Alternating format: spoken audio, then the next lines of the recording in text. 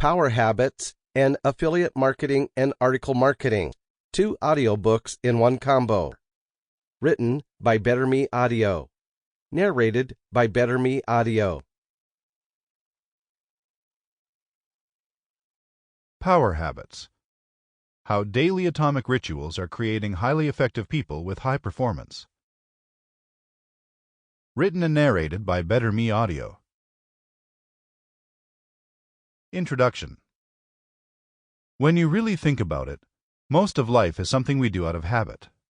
From the moment we wake up in the morning to the actions we take throughout the day, our morning routine or regular breakfast, our typical commute, the daily grind at work, the habits we develop literally control about 95% of our actions.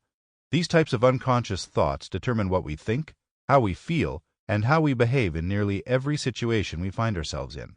Because our habits dictate all the small details that make up our everyday lives, they also are directly related to the bigger issues in our lives, such as how much money we earn, the kind of person we marry or live with, our physical condition and health, and every other area of our lives. Our habits determine our character, the type of person we project to the rest of the world, and, ultimately, our destiny. So if we embrace bad habits, those habits which have a negative impact on who we are, then those same habits will prevent us from achieving excellence in our lives, holding us back from reaching our full potential. It's only by breaking bad habits and replacing them with good habits that we can ultimately succeed in life and be the people we were truly meant to be.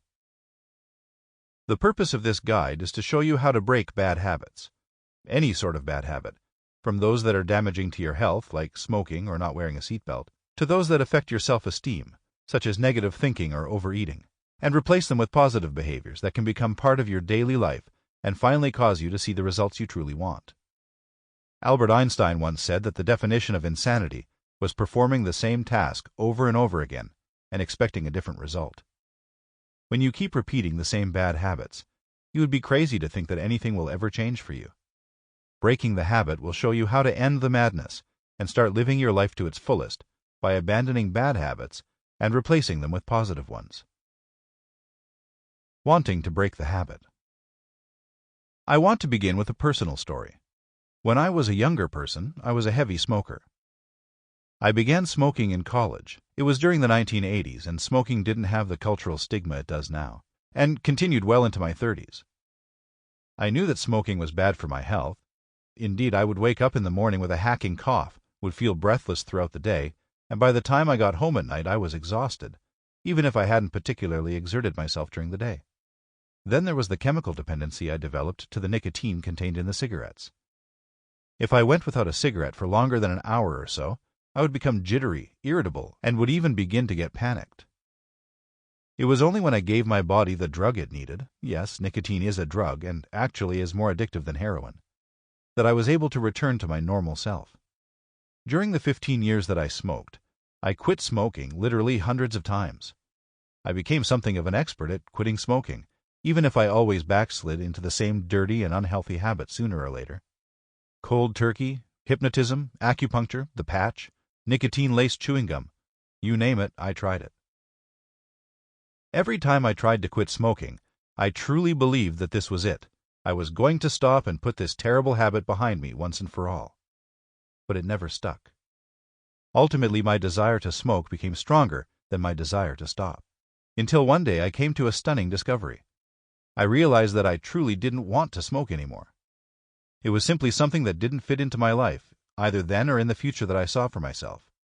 Right then and there, I made a commitment to stop smoking.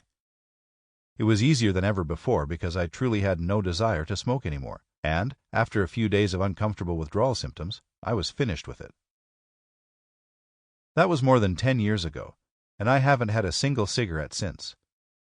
Even the smell of somebody else smoking is enough to send me scurrying away. When I see others smoking, while I try not to judge, I often can't help but wonder why they can't see themselves the way others perceive them. If they could, perhaps they too could reach the point where ending their bad, destructive habit was not only possible but easy. Bad habits versus good habits. So how does one define a bad habit? And what qualities separate those from good habits?